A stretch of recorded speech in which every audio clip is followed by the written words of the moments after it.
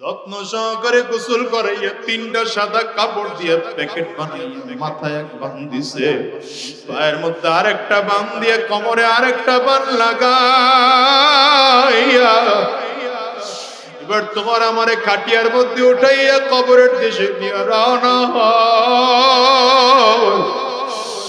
জানাজা কমপ্লিট করে গুনাহগার কবরের দিকে তাকায় দেখবে সাপ হা করে তাকাইয়াছে, বিষাক্ত বিচ্ছু তার দিকে তাকাইয়াছে। গুনাহগার চিল্লাবে আমারে নিবি না।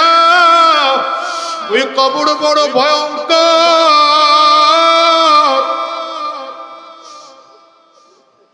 গুনাহগারের চিল্লানি দুনিয়ার কেউ শুনবে না, কেউ শুনবে না।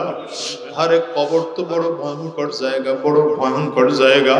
কবর বারবার করে ডাক দেয়, আনা বাইতুজ জুলমা, আনা বাইতুত তুরাব।